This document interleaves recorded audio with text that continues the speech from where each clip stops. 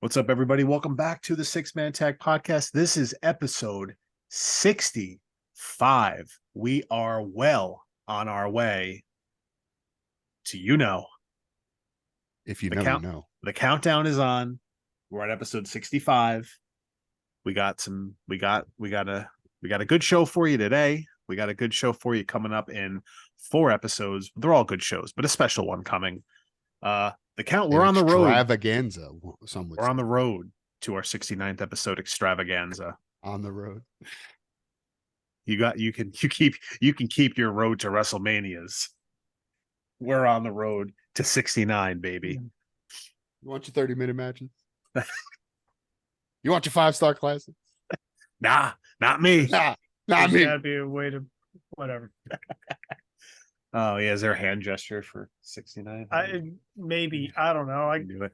I gotta find some use of today and ask them. Also, speaking of 69 and how important that is, there is rumors going around, and maybe I'm not sure if I'm supposed to be letting this out of the bag yet, but there's a rumor on the street, boys, that 69 car pileup in the roadside accident might get back together and release a song together. Well, goddamn, that's a big announcement. That's a big announcement if I've ever heard. It's just rumors right now. All I'm doing is I'm just spreading some rumors. Rumor and innuendo. Rumor in it. Yep. Rumor and innuendo. That's all it is right now. But well, listen, there is an idea floating around about Dennis, John, myself, Nick recording a 69 car pileup and the roadside accident song. So we might. I hope so. Listen, we always need music for this podcast. So yes, we do. Mm-hmm. So we'll take it. But listen, so that might be before we get to episode 69, we gotta do the shows till we get there. We gotta record episode 65. Gotta get these ones out of the way. You're listening to it now. I guess so. We're talking about WWF In Your House 1 today. The first of its kind, new pay-per-view concept at the time. So we're gonna go back in time today. Before we do all that, let's introduce ourselves. I'm your host, Mike. Joining me as always, it's CJ. What's up, everybody? CJ here, aka Craig Francis. Glad to be with you boys again. We're going to talk some god-awful early 90s wrestling, because God knows early 90s wrestling, even early 90s Raw, if you go back and watch those first few seasons of Raw, wasn't always the best, and it was sometimes hard to get through. Speaking of hard to get through, I'm going to move it along to our next person on the panel here, Mr. Skyler. Well, you know, the skeptics and all the people, the skeptics. Oh man, I need to start over. I told you it was going to be hard to get through. I can't tell. We're live, pal. Thank you. It's called the promo, kid. You're going to have to get used to it. Thank you, Mike. I gotta listen. I'm hearing that my battery is low and my thing's plugged in, so I got to figure out what's going on with that. So while Skyler's doing his intro, I'm going to be off camera. That was the intro. Oh, okay. Hurry up. Anyway, so talking about in your house. In Your House 1. At one point called premiere. At one point just called In Your House. And you know what was on the show more than wrestling? A house. Oh, buddy. So In Your House 1, we're live here from Syracuse, New York, at the War Memorial Coliseum, because I'm pretty sure every small arena was called that. If you had a Coliseum, it was either a civic center or a war memorial. That was what most shitty arenas are called. Not wrong. But yeah, listen, man, In Your House 1, you said it. They're giving away a fucking house. Literally. Like, there was, like, I just gotta, pardon me for stopping my video so it unblurs itself. Thank you, folks. Yeah, they're giving away a fucking house, bro. Like, I feel like I would have went nuts for this back in the day. Like, I don't know, as a 10-year-old kid being like, yeah, I can win a house. Why not? Like, I absolutely. And first of all, bro, you know how many entries I put in to win Vince McMahon's money? If I was old enough to try and win a house, fuck it, forget about it. Fuck yeah. It was a house in Orlando, Florida, which, first of all, smart on them. Cheap real estate. you know, low taxes. Honestly, it's really a win-win for everybody. You either move to Florida with, you have a house paid for or whatever. We'll get to that because I did look up a follow-up on that house that they did give away. Yeah. But I was like, hoping so. no, we'll get there later. We'll get there later on in the show. But it's basically It's part now of a the trap set. house. So which, first of all, let's get in. Spoiler alert, apparently. I mean, it is in Orlando. It's very possible. Orlando's not great. Oh my god. God damn it. That just came out of nowhere and popped the shit out of me. That was Skylar. really Good funny. job. Yep. Oh God. I don't know where these come from sometimes. Oh, that was great. That was great. To be fair, I do feel like this house was like attached to a golf course and it's some kind of gated community. So Yes. And now it's a trap house. it's still very possible. Have you been to New York City lately? Sorry. Uh, Anyway. Yes, actually. Gladly no. Actually, twice in one weekend recently. I'm sorry. I can't help that. That's where all the good concerts go now.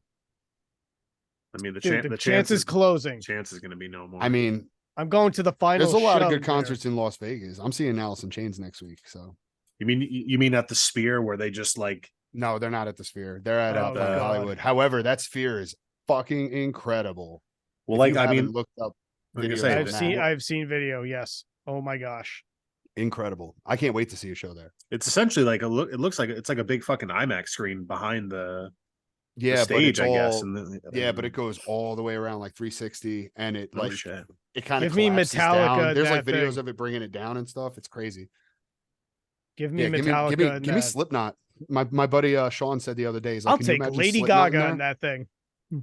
I wouldn't take Lady Gaga anywhere. But anyway, Fair yeah, hot take, not a Gaga fan at all. But there, I said it. enough. But Hey. anyway, Hey, what kind of doesn't- podcast is this again? Doesn't Cartman just do a nice job on like Poker Face in some episode? It's the only version. that I was like. that was a friggin' song in like a DLC song in one of the guitar Rock Band or Guitar Hero. I want Yeah. to say Rock Band. I think it's that always gets me. And there's one episode where Butters is just doing the Black Eyed Peas Yep. song on karaoke that makes me laugh every time. Oh, I Yeah. thought you were gonna say Butters doing the what in the butt. Oh fuck, that's a good one. That's a good one too, though. I said what in the butt. I said what Yeah. in the butt. So speaking of what in the butt, Todd Pengrew was the host for this. Todd Pettengill. Todd Pettengill. Pengill. We went over this, damn it. Damn it. Yeah, he's the Yeah. host. Listen, first of all, can we talk about the I'll say the iconic set that was always there, man. Just I thought you were gonna say the iconic commentary duo of Doc Hendricks and Vinnie Oh. Mac. look, that too. They really just like pulled names out of a hat when they with commentary on these mid-90s shows, because it was like, Oh yeah. all right, maybe it's Jim Ross and Vince McMahon, maybe it's Vince McMahon and what was it, Macho Man Jerry at Law- some point, Macho Man was Right, on Vin- Raw a lot. right? Macho Vince, Man was on the road. I mean, at this point he's gone, but I'm just talking like the mid-90s in general was just like I feel Mhm. like you had like this gap between WCW. JR and the King, and then like Gorilla Monsoon and Bobby Heenan. I feel like the JR that is a- lineup. Or that's a good duo. Jesse Ventura, Gorilla Monsoon, like whatever Yeah. like staple Yep. of the 80s that you had, and then that bridge to get to where we ended up with JR and the King. I feel like it was just this. We don't fucking I know feel what like- we're doing. That didn't really start until like almost like the Raw's War era. Yeah. So all those like early Raws before Raw's War Mhm. was usually like Vince McMahon and Macho Man. Yeah. Vince McMahon and fucking whoever. You know what I mean? Like it was like you said, it was a toss up, but Yeah. Have you ever seen them just try to decide the commentary team? I was there. bro, I could listen to Jesse Ventura and Gorilla Monsoon all day. Like when I Yes. went back and started watching all the WrestleManias, like that one year I tried to get through all of, like for 30, I think it was. I Mhm. tried to get through like 29 WrestleManias in like a month. Did not happen. I got through about like 15 or 16 of them before like So impressive. oh, That's like 50 it's hours. WrestleMania day. Well, we were I at the time, my family was driving to Florida, so I literally just had them saved on my laptop and was Mhm. watching them the whole ride Smart. because we drove So- to Florida. when So- Liam was a newborn and I was sleeping in the living room with him because, newborns don't sleep. There was a period where I just throw on WrestleMania chronologically and just let it play. Yeah. For like Also a smart. solid couple of weeks. But that duo of Gorilla Monsoon and Jesse, the Body Ventura, I could listen to those guys go all day. Mhm. That was like, it's like going back and listening to those first few WrestleManias, and you were just like, holy shit, man, this is what commentary used to be like, man. This is what commentary used to be. Now we have yeah. Michael Cole, who, don't get me wrong, Michael Cole, I feel like gets a lot more flack than he deserves at times, and I think that he's done a lot of good ever stuff for that since- company. Ever since he hasn't had to have Vince in his ear, he's been that too. cream. But but at the same time, like Michael Cole, he still doesn't know like a lot of the moves names. He'll say something that's just completely wrong a lot of the time, and like that's one of those things that just drives me nuts. You can tell that like he's more of a broadcaster than a wrestling fan, I think. Oh, absolutely. And I mean, I know he's obviously got to be a huge wrestling fan. He's been working for this company for years, doing all their play-by-play. But I do feel He's like he's basically in more charge of all broadcaster. things commentary. Yeah. I don't know. That's my personal take on Michael Cole. But when you had Monsoon and Jesse the Body Ventura, two dudes who former wrestlers, two dudes in love with the business. Gorilla Mhm. Monsoon played the WWF president for years. Yeah. After Jack, was that no It before was Jack after Tunney. it was after Jack After Jack Tunney? Yeah. After Jack Tunney. Yeah. Mhm. So yeah, Gorilla Monsoon played the president for years. Obviously we all know now as kids, I bought it, but Are you like, saying he was Mr. President? Go on and back that thing up, Mr. President. Thank you. Anyway, Yeah, shout out to Penguin Zero Z, by Yeah. the way. He's honestly like, or Penguin Z0. It's Penguin Z0. I don't know why I said Penguin Zero Z. Penguin Z0, aka Charlie. Shout out to him because one of the best YouTube content creators, I think, in my personal opinion. I love his videos. He's hilarious. Oh yeah, but you're just throwing president out there. Come on, it's obvious. And then we set, So- like We're gonna you have to try said, the we bump and settle, grind technique. we do settle on this. Vince and Doc Hendricks. It is what it is, but again, it's just one of these like we're just pulling. All right, who's on commentary tonight? Shit. All right, you two, get out there. Or I guess you wouldn't just Vince would say, you. Michael out Hayes, there. what are you doing tonight? Yeah, exactly. But no, I do want to talk about just the opening. You see the iconic, just the house set, and then Yeah. they're giving away the house, the big fucking like vat with all like the physical entries. Where now you're probably thinking, oh, if you It's want to enter, wild. if you want to Like, enter, see that? right, if you want to enter a contest or giveaway nowadays, it's like let me share something on Instagram, let me fill out a thing online, and and I say not worth it. put my email address and all that stuff. If somebody puts it in like a randomizer. Yeah. If you wanted to win this house, you had to fill out a postcard with all your information, including your fucking phone number.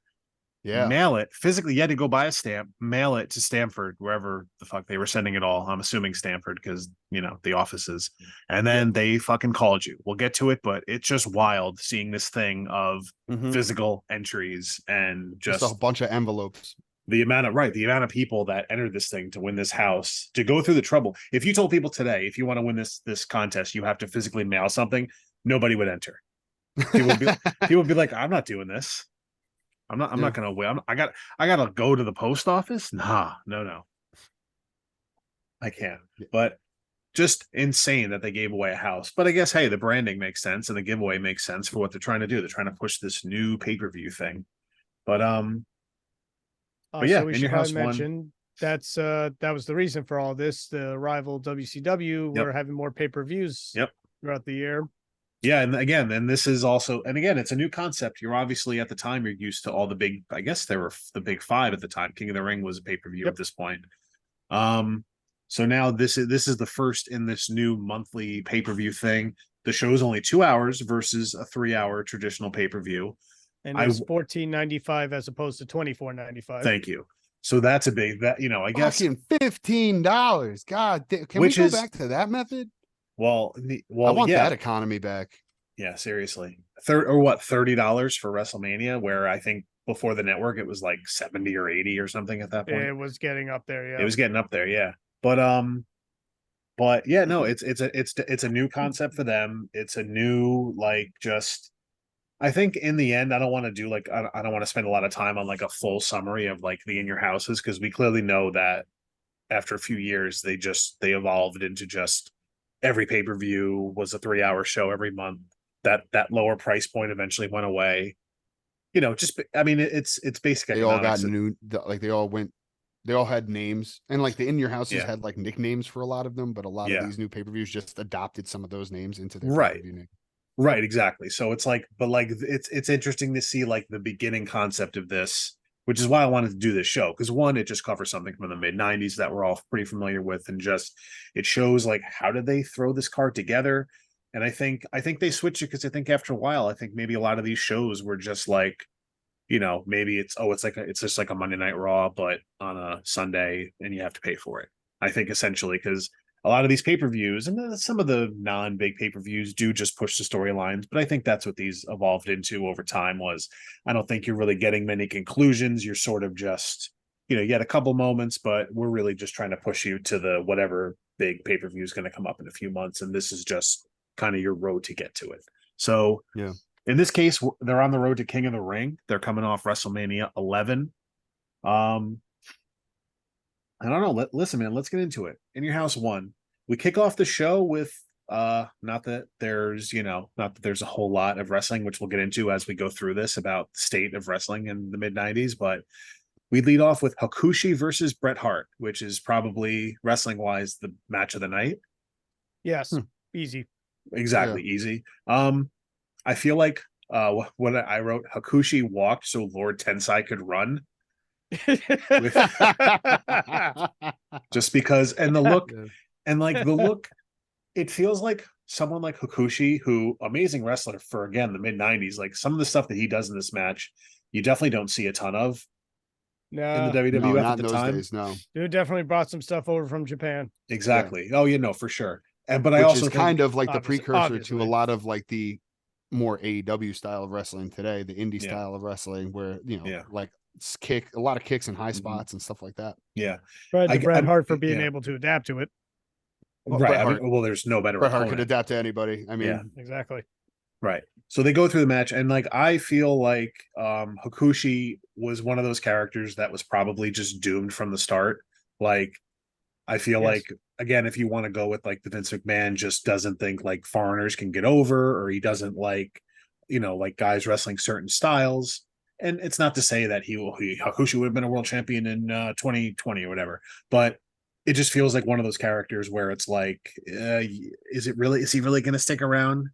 Is he really Right. gonna like? Is he just Is sort he of just here the evil now? foreigner villain of the month? Exactly. no, I think like even at the time, it was kind of just like you said, like it was almost seen as that way. It was like these guys were never really taken that seriously. Usually, Right. if you were a foreigner or Japanese, Mexican, anything really, it became very hard. Russians, I mean, you look back at the fucking Nikolai Volkov and everything else, like with the Russian gimmicks and everything, they were over as fuck. But They stink. go ahead, Mike. These foreigners, anyway. No, but like, you're right. Like Fucking Vince want to never know really what gave love is. Vince never really gave a lot of love to the to the foreigners who came in the early 90s, especially. Oh yeah, no, not at all. What love is? What is love? Sorry. No. My other notes were so Hakushi's accompanied by some guy named Shinja, and I wrote again. I probably watched this show like a month ago, so it is funny reading these notes again. I said Shinja, not sure what's happening. He looks like that Times Square statue gimmick where they stand still and then move when you approach it. Yeah, like More or 'cause less a flash dancing mime. yes. I'm like I wasn't really sure what was going on here. Oh it's man, just a creepy look with the white face paint, and yeah. you know, A it's like couple other almost notes to this. ghoulish. Couple other notes to this match. I wrote again. I did write Hakushi is awesome. If he was American, he would have been a top star. As we just discussed the deal with foreigners there. So Jerry Lawler's watching the match backstage, just again, typical wrestler that doesn't know how to just watch a monitor. That I thought was pretty funny. One more thing. I had to go back and like repeat it and write the quote down exactly. Because Doc Hendricks at one point on commentary says, "Good thing Helen Hart has two sons because it looks like this one ain't gonna make it." Wow. And yeah. I mean, first of all, Helen Hart had a lot more than two sons, but way to just Fair. only recognize the two wrestling sons, apparently. Well, I mean, again, they were all wrestlers too. The only ones Right. hired by WWF. But it's like you hear that and you're like, oh man. Yeah. Like, well, that's not as bad as Joey Styles telling Mike Awesome to kill himself. I was just gonna say it's certainly that's the worst one I've ever like. Yeah. When I go back and watch that now, it makes me shudder every time I hear that line. I'm like, oh, right. Oh. Like but it's one of those where it's like you like not I was like half watching, but I'm like, all right, I'm watching the match, and then I hear that I'm like, that didn't sound good. Let me I gotta hear that again. Yeah, it was not good, but so the match. So Bret Hart wins the match via roll up. He wins it 14 minutes. They get almost 15 minutes. Most successful finish in wrestling history. The roll up, or the schoolboy. Crucifix. The two most successful finishes in wrestling history are definitely the schoolboy and like a. They've won a lot of matches. Fair enough. They've won a lot of matches. There's no denying it. It works. I hear that's Anthony's favorite move, the small package. Anthony was a guest on our last week's show. If you haven't checked it out, it's up on YouTube. The audio should be up now, but it is up on YouTube though for the folks to watch. So Bret Hart twists his knee getting out of the ring. Which, by the way, he does have a second match with Jerry Lawler later in the show. Clearly, we're setting up a storyline now. Is Bret hurt? Is Jerry Lawler going to get an easy one? Hurt? Bret the Hitman hurt? Oh no! I didn't quite go back that far. Why did he have two matches in one night? I can't explain it either. I know he had that. Yeah, he did have the ongoing feud with. I'm sure it was something. If feuded with Lawler for a while. Yeah, he did. Because they ended up with the kiss my foot match at King of the Ring or whatever later on. Yeah. But I don't know why he had two matches. I'm willing to guess it was some sort of like Jerry Lawler heel thing of like, you'll wrestle me, but you need to wrestle, so and so first or whatever it is. I'm sure it was something like that. The problem with going back and watching is they had. Like, if you want to go back and truly watch everything in chronological order, you can't, because between Raw and Superstars and whatever else they might have, it's not all there. All the Raws are there, but all the Superstars aren't there. Which there was some decent stuff that happened on Superstars back in the day. I'll have to search Peacock and see what exactly is available.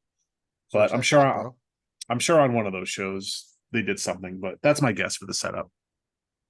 Hey, we did enough research by rewatching this show and taking notes. You relax. It's not like this was a fun one to sit through. I'm not gonna lie. I didn't sit through this in one sitting, for the record. I would like to say that I definitely broke this up into halves. I think I definitely watch it in like two shifts or whatever. Well, I listen. I wasn't gonna torture us. I wasn't gonna torture us. The runtime for this show is like an hour and 40 minutes, so it truly wasn't a difficult watch. No. It's not like this was like 2 sittings. Oh yeah, no, there was. Yeah, I've sat through longer tattoos without a problem. We could have just gone and done Heroes of Wrestling. Oh God, I don't know. I've sat through more tattoos more comfortably than I had to sit through this pay-per-view. Yeah. We cut to the back after the match. The old Jerry Lawler on the superstar line. Yeah, the old one. I had a lot to like the old 900 number. 900 numbers, man. Pissing off parents nationwide. So it was $1.49 a minute. Wow. So to talk to Alundra Blaze. Which by the way, I love that when you go watch those old shows, whatever phone number shit they might have had back in the day, they always have to put like phone number is no longer active. And that's always funny to me. And I feel like they shouldn't have that, and they should find out. And they should take all those phone numbers if it's possible, and then just like have it direct to like someone sitting at a desk in Stanford and being like, "Why, bud? What did you think was going to happen?" it would Yes, be hello. Why are you want that calling too. asshole? like pay someone, you know, 10 but whatever the minimum wage, just have some fucking kids sit there and answer the phone and just berate people all day. You get people to do that job for minimum wage. That's all they had to I would do. do it. I would $15, do it. 15, I'll take that $15 an job. hour or whatever you I'll got to take do, it. you know? I'll take it. You could do Give me you like, could work from just home give me on that 10 job. hours a week. Like this just Right. part time, right? I'll just give me Right. 10 like 10 hours a week, 2 days, Yeah. 5-hour shifts where I could just come in and shit on people. Yeah. Oh yeah, no, it could. Oh no, it would be no. It could be a remote job. All you need just have it direct to like a cell phone or something. It'd be great. Make people make. I want people to call those numbers. They shouldn't put that the phone number is no longer active. It would be hysterical. Let's call their bluff on that. We'll just start calling all those numbers. Yes. I can't See if all they're all right. actually disconnected. The 1-900. My fucking T-Mobile bill is going to be $500. No, At least what happened? Oh man, cut back to the $500 dues. cut back. Oh wait, hold on. So I have another note here right after the whole superstar line. Oh yeah, go ahead. Because I think this was, I'm assuming for a backstage interview. I apparently did not write enough notes, but I wrote some chick named Stephanie that's not a McMahon. Like one of the backstage interview girls, I think like that. She was. I know who you're talking It was about. her and Todd Yeah. Pettengill were like doing a bunch of shit with the house stuff. That's probably what it was. I think she was probably that's exactly standing. what She was it probably I the think- one that went into the fucking bucket or whatever. Like, Yeah, didn't yeah. she, I like, think get she in was. a She second? was standing at the bin. Just look at all those entries. I Yeah. did write that. I wrote. Look at all those entries. Look at all those chickens. God damn it. Anyway, so we get through all this. Really, just 90s bullshit is really all I can say between a 900 number and all the physical mailing sweepstakes entries. Yep. And then we get to Jeff Jarrett. A wild slap nuts appears. I love him. I couldn't even get Jeff Jarrett out of my mouth. I love how like Jeff Jarrett is prominently on this 1995 show, and he's been prominently on 2023 shows. AEW now, yeah. Oh, I just need one small sidebar comment. How was it him and Jeff Hardy that did that weird Texas Chainsaw Massacre thing? Yep. Like a few weeks ago, and people shit on it. Like, what the fuck was this? And it's like, you had a movie studio give them a ton of money to do some throwaway gimmick match in the middle of a Dynamite. It's not that serious. Does anybody remember the Kiss Demon? It's whatever that Sub-Zero character was. Or how about better yet, better than the Kiss Demon, RoboCop. Oh no. Yeah, those are all worse. Forgetting about RoboCop. Yeah, those were all worse. So what were they going to accomplish with RoboCop on WCW? Like, I need to go back and watch that because like, what were they gonna? He breaks the shark cage. You could put a bunch of names in there and finish this. But no offense, but like, was RoboCop going to get in there and throw some drop kicks or? Like, I would love to see RoboCop throw a drop kick. What did they think he was going to do in there? I feel like somebody's head would come off from that drop kick. Better yet, are we all forgetting about the Shockmaster? Oh fuck, no, I never. mean, the Shockmaster. Never. First of all, how does putting on a stormtrooper helmet and cover it in glitter, like, not line you up for an immediate lawsuit from LucasArts? Like it was like it wasn't even like they didn't even try. How have none of us been that for Halloween? Oh no. If anybody should have been Shockmaster for Halloween. Oh, yes. Would you have had you would have just tripped all night? Yeah, I would have fell all over the place. I would have gotten, especially back in these days, if it was, considering it was the right time, I would have gotten as drunk as possible and told people just put shit in my way. Oh man. Nothing like walking up Main Street in Poughkeepsie. Oh no.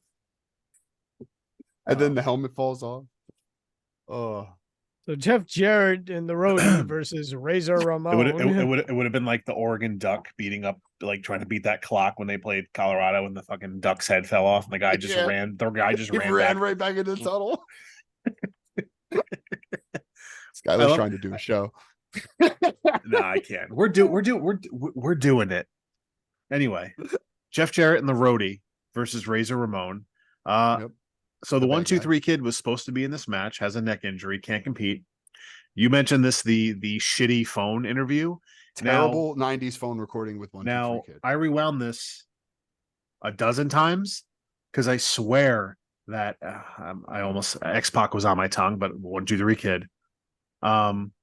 I swear he says that fucking cheat Jeff Jarrett while he's doing it. And I'm like, I'm like, fuck, I don't know if I heard that right. And that's why I kept rewinding because I'm It's like, pay-per-view, pal.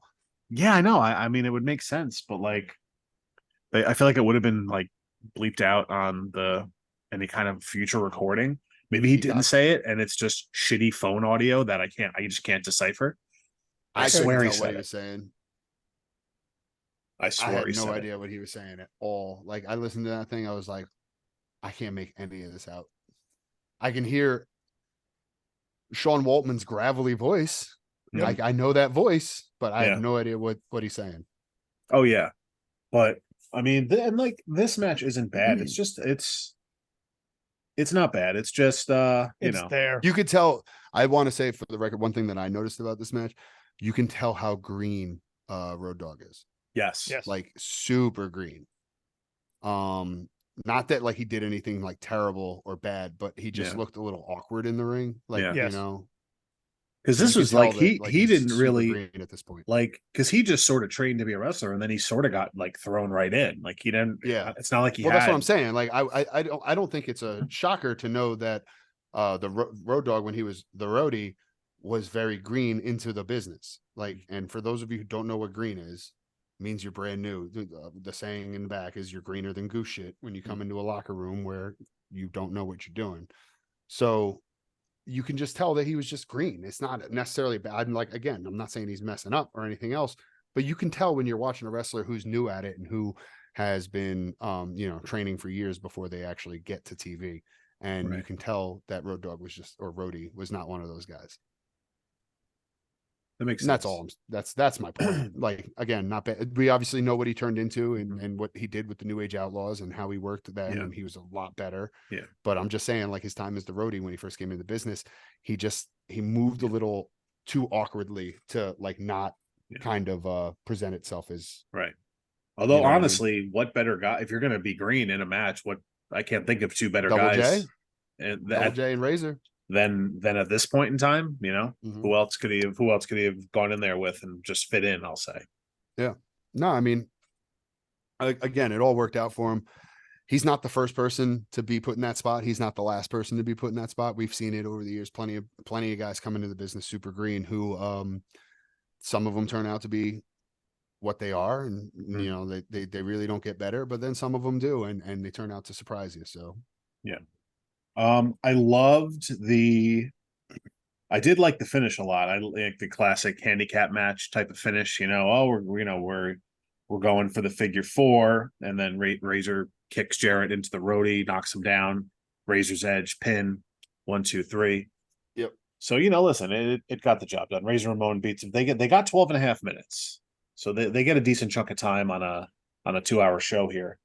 Yeah. But it's after the match that I was like, wow, forgot about these guys. Because masked, just incredible, aka Aldo Montoya. I was like, you say his name. And and how could you forget about this guy? Yeah, seriously. Savio Vega. He was good, love dude. Savio. Savio It's funny. was great. Savio It's was funny. good. I feel like he's another one of those because like he's obviously famous in Puerto Rico at this time because that's where he came from. But it felt like they were trying to make him a big deal, and the crowd was like who it was one of those like the crowd doesn't know who it is. They didn't know like, who he was. So like they don't know that they should pop yet. Yeah, and even commentary sort of playing it off like who is this guy? Yeah. Keep in mind of the time again too. This is before like the internet really. This is before people really knew about international stars. So like nowadays, we have YouTube and everything else where Twitter, social media, where you just find these clips of these guys and you're like, and you can just look into them. That wasn't really a thing back in the day. So like for a typical WWF audience, they're not going to know anybody who's not wrestling on WWF because it's just not to say that there weren't like actual like wrestling fans who followed other products. Obviously Dave Meltzer with the Wrestling Observer back in the day kept people informed of all the dirt sheet stuff. But your typical average WWF fan, and this is still true kind of to today, like your typical like WWE only fan, people who grew up on it, and maybe kids who just watch that, they might not even know about what's going on in AEW because they're WWE fans. Yeah. Back in the day, though, you were either a WWF fan or you just weren't a wrestling fan. So Yeah. in America, Yeah. So I think that has a lot to do with it. Is just the timing of it. Yeah. I think if Savio Vega was a star in the 2000s or the 2010s and he got introduced that way, I think it would have went a lot differently. If it happened now, I think it would be 100% completely different. But but even even if it was like 10, 15 years later, he probably would have got a much different reaction than he actually got. Yeah. Right. Because, and I say that because in my notes I wrote everyone's clueless to be like, to where like literally like commentaries like like I said, like who is this guy? What is he? He's just beating someone up? Who's going to stop him? Nobody. They had to do a vignette later on in the show, kind of explaining who he was and why he was there. So yep, which was that smart. just goes to show you. Yeah, it was smart, but you'd like I don't know. Again, it's digging too deep. They did a vignette, but I feel like commentary should put the guy over if he's coming in for the save. Oh well, now you see it nowadays, and I mean, like it's hard not to when it's like a huge star. But even when it's like not necessarily like a huge star, AEW is pretty good for this. Excalibur is always pretty good at kind of explaining who the person is. Like, oh my god, that's blah blah blah. He used to fight with this guy in Chikara, 10 years ago. They had a huge rivalry. So it's like he gives you that kind of quick backstory. So even if you're not informed, you can you have something to look up. Yes. Right. Whereas like this, where it's like, all right, everyone's clueless. So it's, it's just funny because then like literally a few minutes later, it's like, oh, okay. That's who that is. But yeah, no, listen, the match is there. It's clearly furthering that whole, the 1, 2, 3 kid stuff and Razor stuff, and Jarrett and the Roadie with their stuff and all that. We know where it end up. The road, Jeff Jarrett can't sing, man. In my days and no. I was ready for the whole song. Nope. Not gonna do it. Yeah, Scott, how about giving us a version of Rap is Crap? He said nope. Anyway. Oh, did you see that? Speaking to be with my baby tonight. There it is. For some reason, like everybody doesn't know, whenever I think of Jeff Jarrett, I usually think of Beetlejuice. So did you guys see that tweet or meme or whatever I just sent in the football Discord? It was like the Giants offensive line, and it's just the video of Beetlejuice being like, "What are you doing?" No, Me? Nothing. Just standing here. It's accurate. It's accurate. It's way too accurate. If Andrew Thomas needs a limb, I'll mine can be available. Yes. Yeah, man, you guys have been getting hit with injuries on that line though a lot, right? Like the whole season, right? We signed Justin Pugh to the practice squad. That's how desperate we've got. He's probably better than whoever the fuck they're going to throw out there. Exactly. I think Michael Orr's available. Well, when he's not, suing his parents. But apparently, I mean, like honestly, like if his accusations are true, he has a very good reason. Yes. So I'm not knocking him if the accusations are true, but.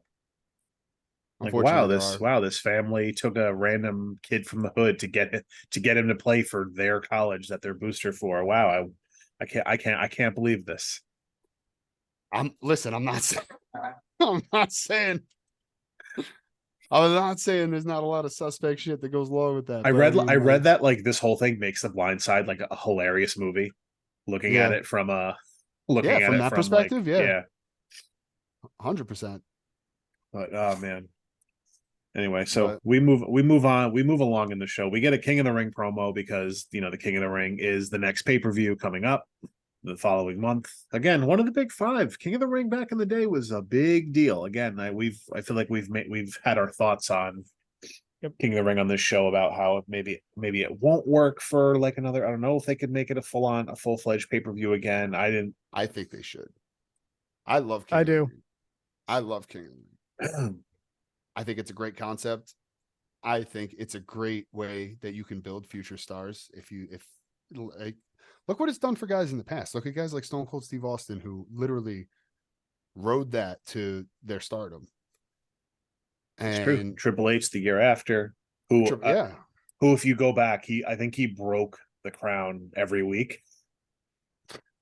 Like if you do, what? I'll have to if go back and check if you go back during that run when you won King of the Ring, you better wear here's this crown and the scepter. He supposedly it was like shitty plastic thing or whatever, but like he would like make a point to like break it every week, like hit somebody with it or whatever to just break it. So it's almost like, all right, go back to 97 and just see if that's actually true.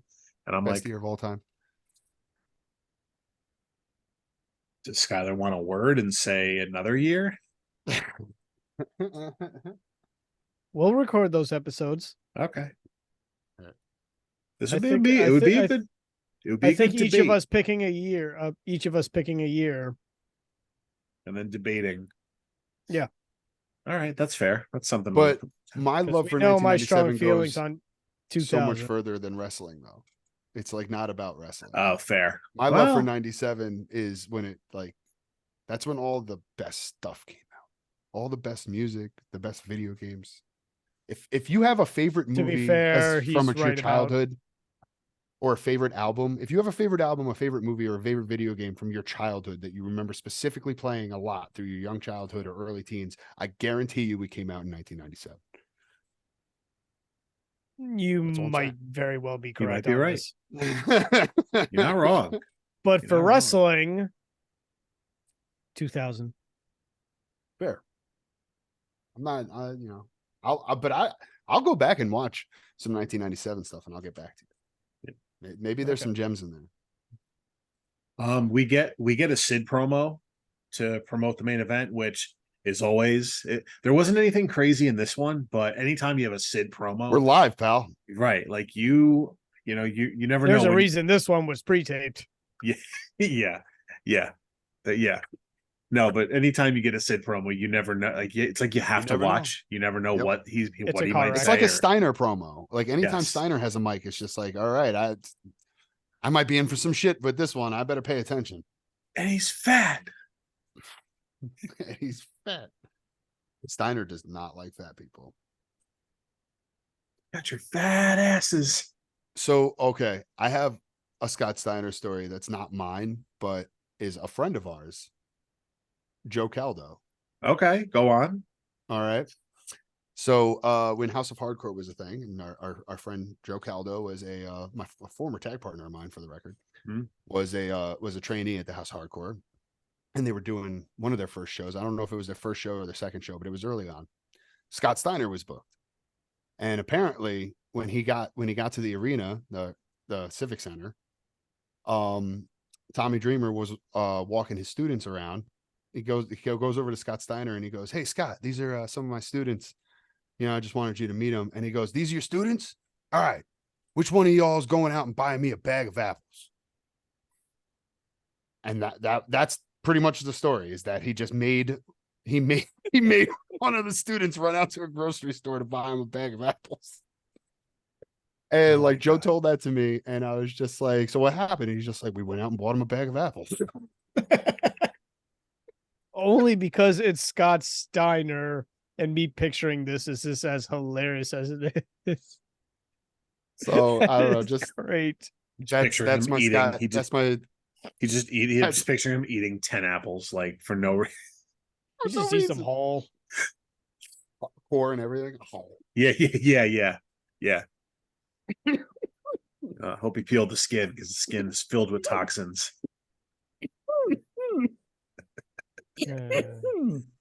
But yeah, there's a little Scott Steiner story for you. So that's really funny. Anyway, back to the show.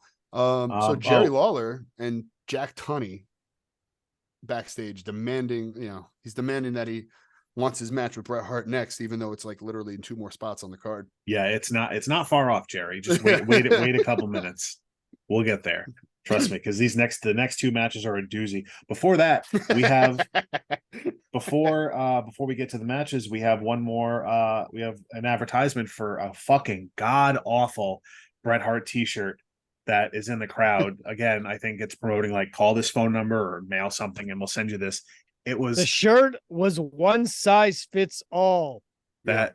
That's always a bad It was sign. like a pajama shirt. It was like Yeah. it was They like something that advertised it fucking shirt as one size fits all. that's because they only made Also, it was an XL.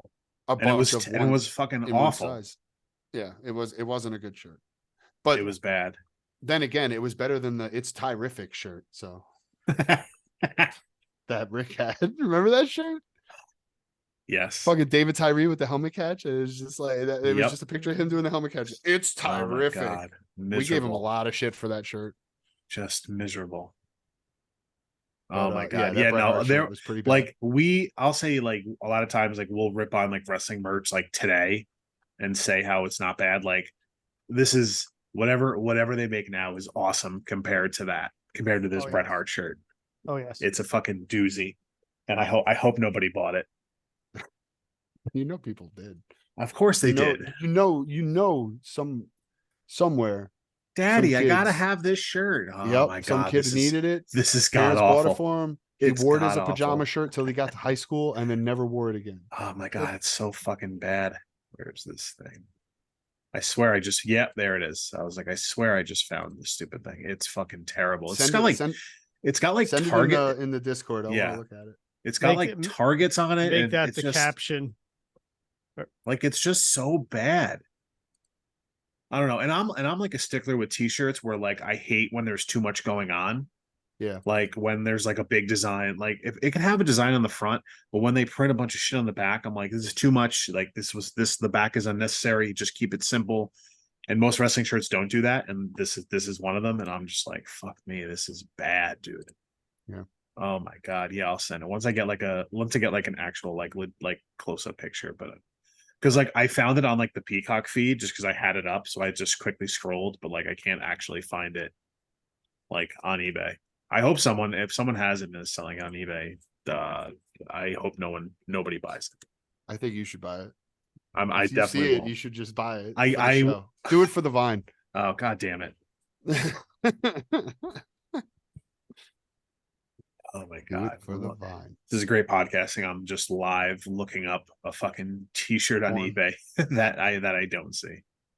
Yeah, whatever. When I find it, I'll send it. I'll find it eventually. Did your wife just catch you with the hub on? No. So what was the next match? Mabel versus Mabel Adam versus Bomb. Adam Bomb. Do we have to talk about this? No. Mabel I- wins.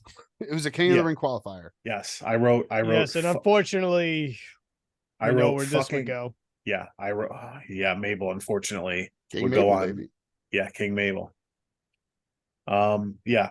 All I wrote was fucking terrible. Speaking Mabel of wins at launching 154. Launching careers. Yeah, and like he still had like Mo with him at this point, but they weren't the rap gimmick anymore. They were just being mean. Yeah. Yep. And yeah, man, I don't. What was that team? Men on a Mission? Yes. Yep. Or Mom. Yeah. To shorten it. Fuck me, God. It's just like no offense, because like as fucking Viscera when he was the Love Machine, whatever the fuck his nickname was for that was funny as hell. Yeah, it was great. Big Daddy V. Yeah. Big Daddy V was all right, but I didn't like just like the monster heel, but like when he was just the hilarious, just like I'm gonna fuck everybody. That was funny. The original Viscera turn always. Oh, the corporate ministry stuff was good. Yes, but that's also because I was a huge Undertaker mark, and Yeah. I just was like really into this whole like, oh my Yeah. God, he's possessing these people. Yeah. Like I thought that was pretty wild. if you told me that dude 10 years later was gonna get proposed to by Lillian Garcia and then have the Godfather come out and say, "Brother, don't get married. Come with these hoes. Don't get locked up to one hoe. I got all these other hoes. Bro, Godfather with the save, but the fucking save. Oh, God. For the record, if you're ever a man who looks like Big Daddy V and a girl like Lillian Garcia wants to marry you, lock that shit up. Yep. Mhm. Facts. Facts. Hey, We Mike, would move you? on. Let's play that game. Yes. There it is. We move on. The best, just real quick. The best, go ahead. the best was like I think they had like, I don't know, like 10 divas lined up, and you were just like, okay, all right, here we go. Quick fire. Yes.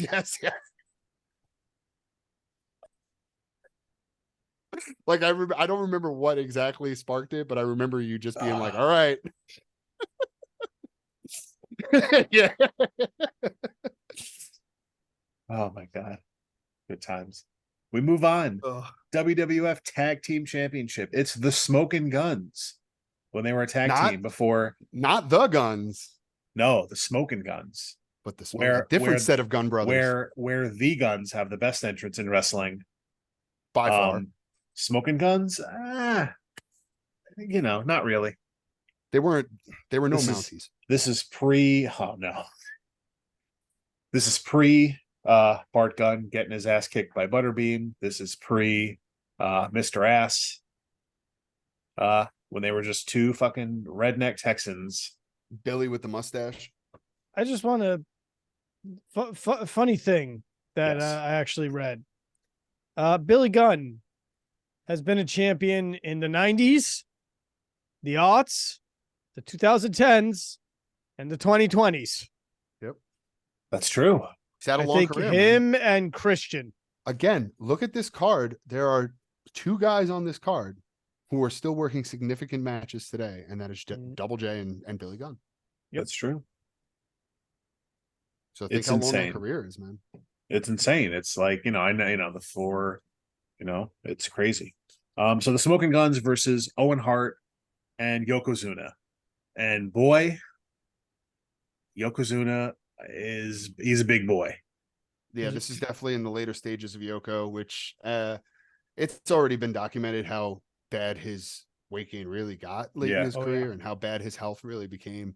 And you can see it because he's not moving. Like if you watch early 90s Yoko matches, bro, you'd be surprised at how he can move and what he does in the ring. I would say the title run, like WrestleMania 9 through WrestleMania 10, Mhm. and beyond that. But like that time was like prime Yokozuna, where he was good, like he could move well, he could bump well. Yep.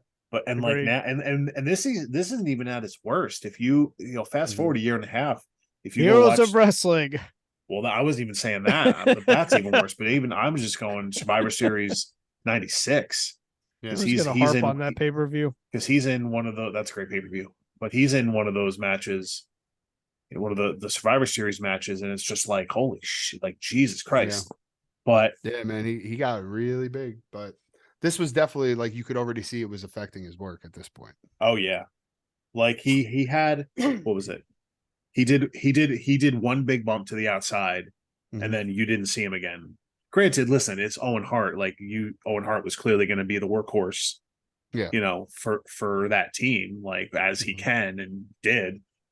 But Owen's always the bumper there for sure. yeah. Yep. And I say, like, Yoko took the one big bump outside, and then he gave Bart Gunn a leg drop on the outside. They didn't even do it in the ring. He does the leg drop.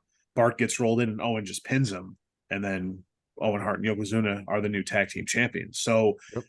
it's just like again, like he doesn't even do a move. He doesn't do a bonsai drop. He doesn't do anything in the ring. It's a quick leg drop on the outside of the ring. Roll him in. Yoko's done. He did his one big bump to the outside. One leg drop. Done. So he's not even doing his like move set anymore. Yeah. And listen, hey, him and Owen are the tag champs. And if you're gonna put him with someone who can carry it, Owen Hart's the guy. Yeah. I think. However, Didn't they this come era- into this match where as does tag that- champs?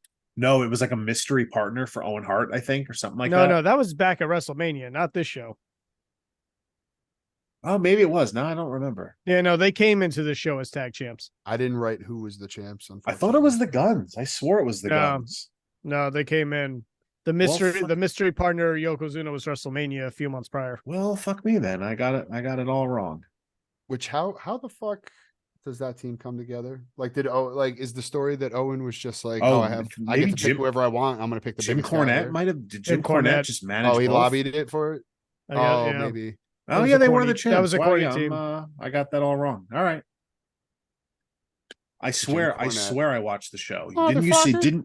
Didn't you see me point out all the shit? I'm sorry. Motherfucker. Motherfucker, goddamn.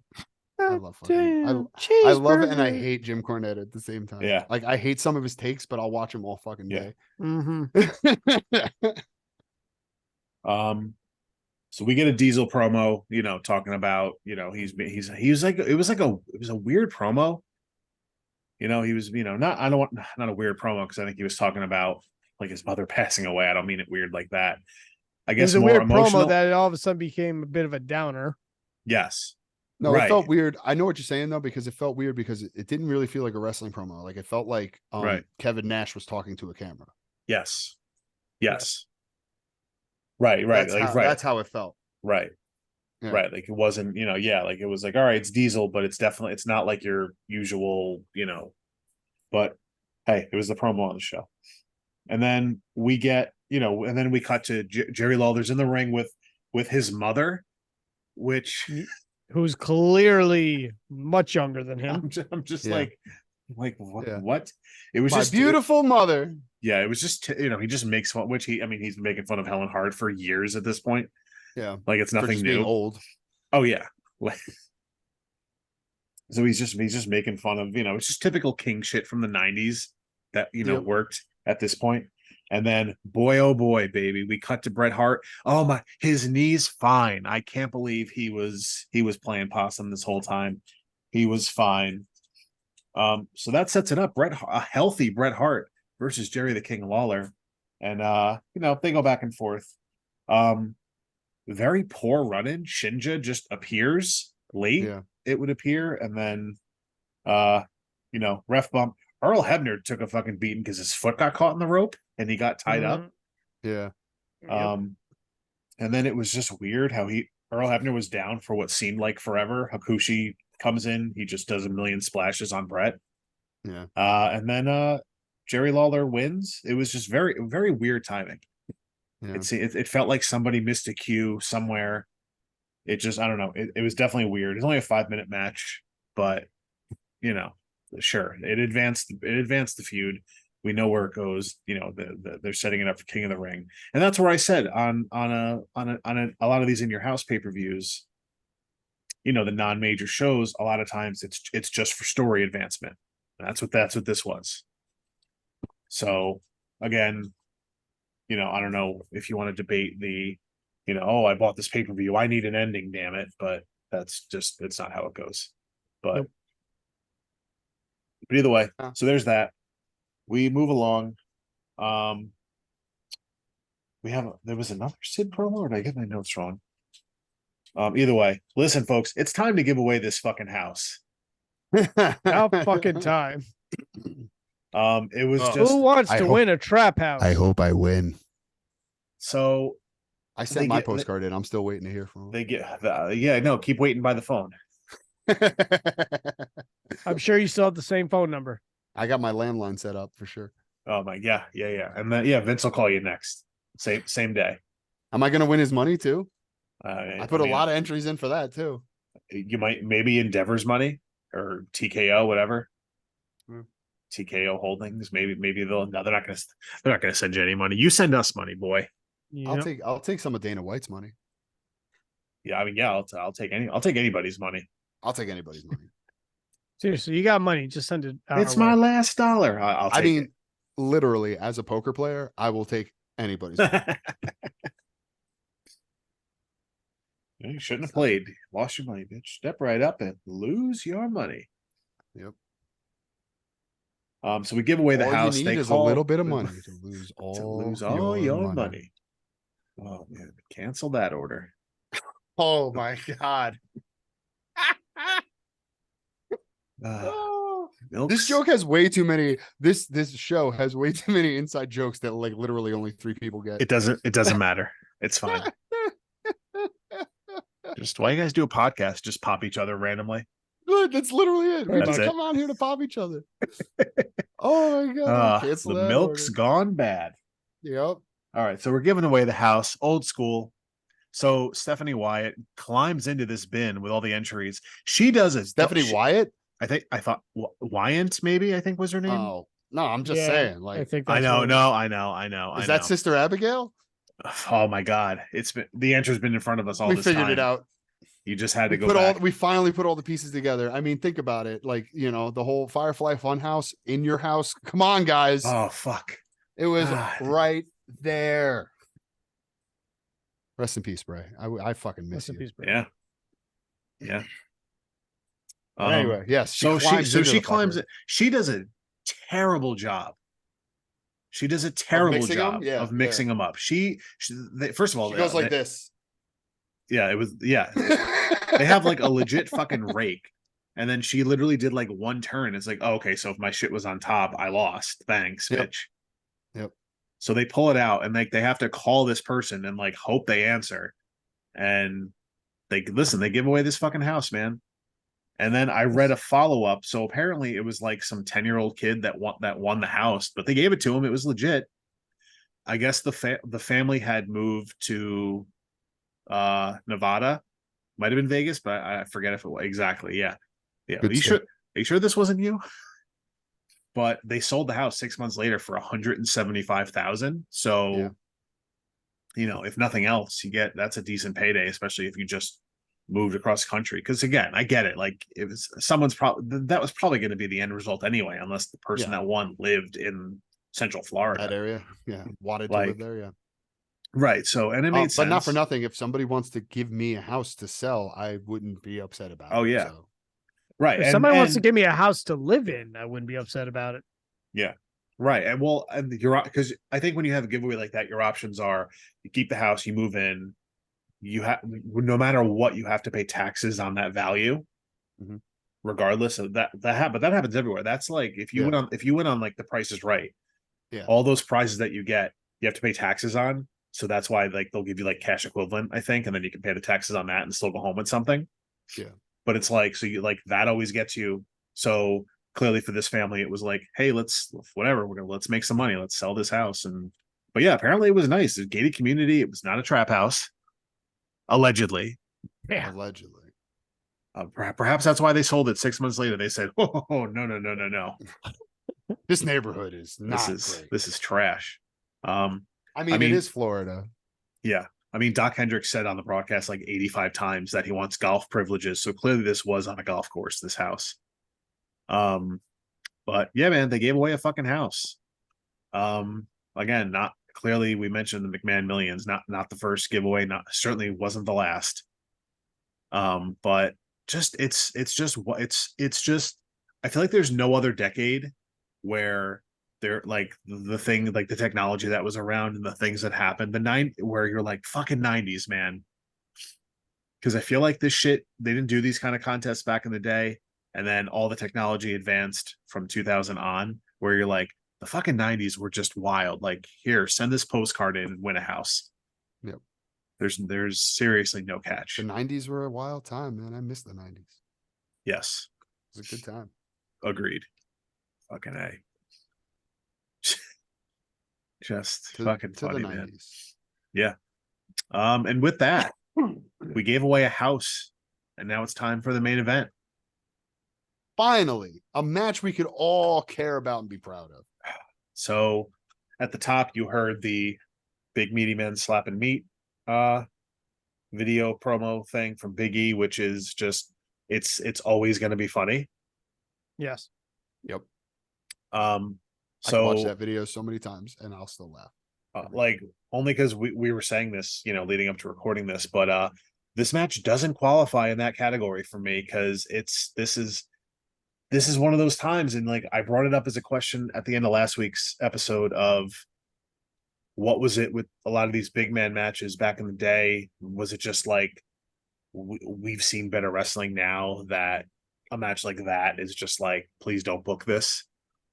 Like, I don't know what it is. I think big men wrestlers have stepped up their game in the last 20 or 30 years. Right. The quality is much better now. But Yeah. at this time, it was just like, again, at the time you could just book two giants and it was at least like an attraction people wanted to see. Mhm. Where like that's not the case now. I specifically look at I'll say WrestleMania 9, Undertaker versus Giant Gonzalez, There it is. where you're just like, okay, it's the Undertaker, fine. Like he's awesome. But Giant Gonzalez, like you're building him as this like 7-foot dude, and then he shows up and he's in this weird like spandex like muscle suit thing, Mhm. and he sucks. And it's like the Undertaker can't even do anything with this guy. Like that's bad. Yeah. Vince loved his Titan fucking matches, man. He loved, especially in those days, he loved his. Vince McMahon loves big meaty men. Mhm. That's how it goes. Take But that as for what it is. and it's not There's a even reason to why not, Daniel Bryan had so much trouble and literally had to be willed within the fucking crowd just to get Yep. himself into the main event spots he got into. Yeah. But and also I think and a lot of the big men, especially in that era, like it's not even to knock Diesel or Sid. It's just Diesel with a smaller guy, good. Sid with a smaller guy, good. Mhm. Those two big guys together, it was just clunky. It didn't Yeah. work. It was sloppy. And it just didn't click. I understand the booking of it for a main event match in that spot, but again, going back 28 years, looking at it 28 years later, that match doesn't hold up at all. And it's a rough one. And then Yeah. and then we get a Tatanka run in who Yeah. I've never been a fan of You don't like Tatanka. Tatanka? I never He's a cared. legend, bro. Is he? Native American legend. Yeah. Yeah. Yeah. I don't know. I don't know. I like WWE definitely treats him like one, even still. I feel Yeah, like but I he don't know. definitely, like, I never. he kept showing up. Like he Yeah, kept showing up he like was into like the 2010s. he was like on SmackDown regularly at a point, and it's just like, bro, what? Mm-hmm. Bro, like, no offense, like, I didn't like this guy in the fucking 90s. I don't like him now. Mm-hmm. What was weirder, Tatanka still showing up, or Road Warrior Animal when he was like a single wrestler in the 2000s? Those two Warrior, those two were up Road there for Warrior me. Animal definitely being strange, not with Hawk. Like anytime he was not with Hawk, it was Yeah. just weird. Even like the fucking the Heidenreich stuff was weird. The I mean, not that not that I don't love Heidenreich. How can you not love Heidenreich? But it was definitely weird. The stuff with Draws, obviously, that led Yeah. to the whole storyline with Hawk, which still I know we've talked about it before, but like looking back on that, man, it's just like it's so fucking sad. Yeah. Because they literally just airing out his demons on TV while he's going through the shit. Like Yeah. it's not even like okay, you've been sober for 10 years now. Like this isn't a part of your life. Like we feel like we can do this and he can be comfortable with it. No, this was like the dude's like deep within his own fucking struggles and you're just airing it on TV. They did the same thing with Scott Hall in WCW. Yeah, I didn't like it then either. Yeah. I think that's fucking scumbag too. Move too. Yeah, but I mean it wraps up the broadcast, and it's one of those where I mean overall, I mean, what do we think of the show? It's definitely not a great watch. It's of all the shows that I've watched on pay-per-view, that was certainly one of them. That was definitely one of them. It was a show that happened. That was a show on pay-per-view that I've watched. But it was the start of something that would go on to right. And it was also, but like it was typical 1995. It's not like it isn't this like outlier of a show that's just so bad that like that's why we're talking about it. It was par for the course at that time. It was just did have one of the coolest sets that they had for a while. Yes. Dude, I love that In Your House set. I think I love that they brought it back because they do like the NXT, for NXT in Your House now. Yeah. So like like that stuff is cool. Like the set's cool. Them giving away a house was cool as hell. See, we're like talking about like all the typicals 90s shit. Like I make fun of it, but I love seeing all that old shit when I go back and watch this stuff. Like like the sponsors like a lot of those Raws was always like those 1-800 collect or 10-10-220 numbers or whatever it was. Yep. And it's like, it never made sense to me. Like, why would people use these? It's like, well, because if you don't have a quarter for a payphone, you can just call this and just like yell a message at somebody and, or whatever the hell it was. But it was just wild how many there were back in the day. I love seeing those old ads, those old, all that old shit. But it's par for the course. This isn't a great show. The match of the night is clearly Bret Hart versus Hakushi, considering almost every other match on the card barely scrapes 10 minutes. Barely scrapes 5 minutes. Good Lord. But, again, it was the first of, a few in your houses. They definitely got better as time went along, but that's just the talent got better. But it's interesting to look back because like 95, they're you're in that weird post-Hogan pre, attitude era, just time that was just, you didn't know what was happening. Yeah. It's definitely a weird time for wrestling overall. Like any amount of wrestling you watch during that era, like you said, post Hogan, pre attitude, I think is just a weird era of WWF wrestling. Yeah, it is. And I wasn't a huge WCW guy when I was a kid. I don't know what they were doing at the time too, but I don't think that they were really their stride yet either. 95. I think they had Hogan at this point. They did. Did But they? you're still a They had year Hogan plus by We're still a little. 94. We're still a ways away from NWO. From NWO, we're Yeah. still a ways away from Nitro beating Raw in the ratings. Yep. Like that's still a ways away. Yeah. So at So this they haven't point, hit their stride yet. Right. And that, like, again, that's what makes the whole like mid 90s just a weird time. But listen, this was certainly a show that happened, and we did you guys the favor of watching it. But go back and watch it. Again, it's a quick watch. There's a few things worth seeing, of course, but nothing special. I think that's the theme of a lot of these in your houses was just, at least in 95. I know later on you had some special shit, whether it was like the Canadian Stampede pay-per-view or the Buried Alive, in your house. I was gonna say the first Buried Alive was in your house. It was on in your house. Yeah. I was gonna say that like literally just a few minutes ago, and it's funny you bring it up because I was just thinking about that. Right. So clearly they got better over time, but this was definitely not too memorable, except for the fact that it's the first one. Yeah. But all in all, again, it's a show. It was worth watching. It's fun to go back to the 90s and talk about this shit. Next week, I'm going to talk to our good friend Chris and see if we want to do Heat Wave 98, I believe. Really? I know he mentioned it, so I'm going to suggest that. Maybe we'll do that next week. I don't want to make any promises, but I've been saying we got to get a ECW, old school ECW pay-per-view. Because I think we asked him what show we'd want to cover with him, and I think he specifically said Heat Wave 98. It's either 98 or 99. It's whichever one has the Killer Dudley's promo on it. Gotcha. That might be 99. So then it's 99 we're doing. Is the main event Taz and Bubba? I think so. I want to say it's 99, but I could be wrong. Was it at the Civic Center? No, Dayton, Ohio. No, then no. It might have been 98. Heat Wave 99. Okay, it was 99. Oh, it was Taz and Tajiri. Whatever. I think was the main event. Or one of the main events. For 1999, that sounds like a solid main event.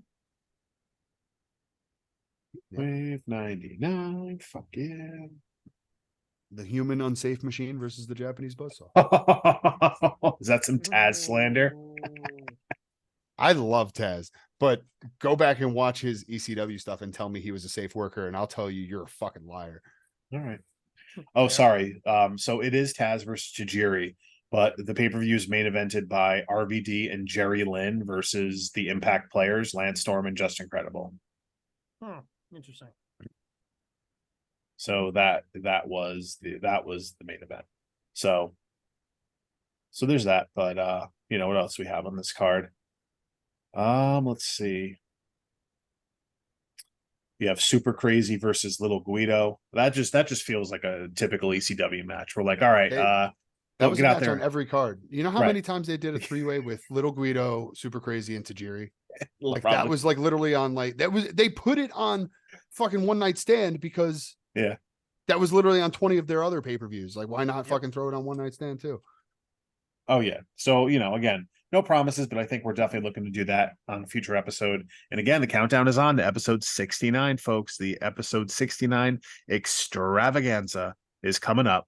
So you don't want to Yeah, miss it it. is. And Yeah, it is. because you don't want to miss that, you should subscribe to all our shit so you don't miss it, which would be the YouTube Six Man Tag Podcast, the Apple Podcast, Spotify, Instagram at Six Man Tag Podcast, Twitter/X at Six Man Tag. Anywhere else, just find our And shit. I heard all you have to do is write out the word 6 to find it, right? And you write Go out 6. fuck you. Then, oh, Fuck you. sorry. Why? What happened?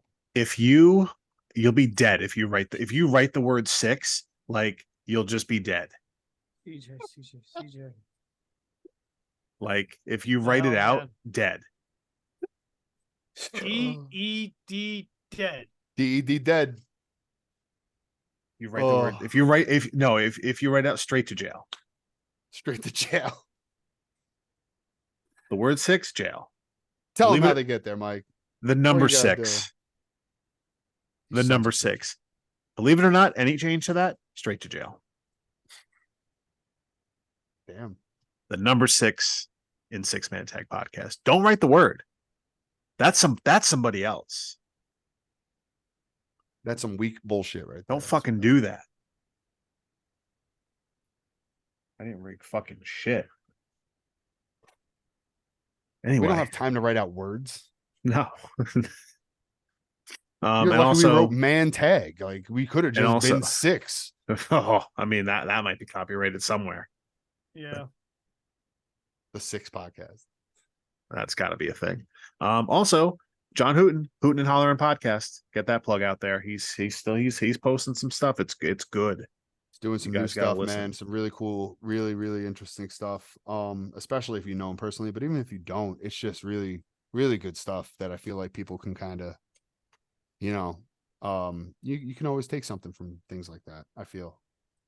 But yeah, he goes a lot into like kind of his personal life and his upbringing and everything else. And I think he's got a very relatable story to certain people out there. And Yeah.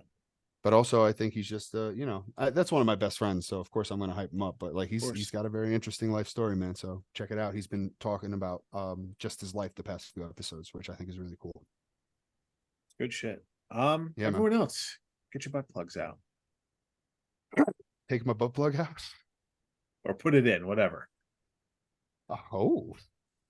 Oh man. See that logo behind me? That's for the Paperweight Project. You should check it out.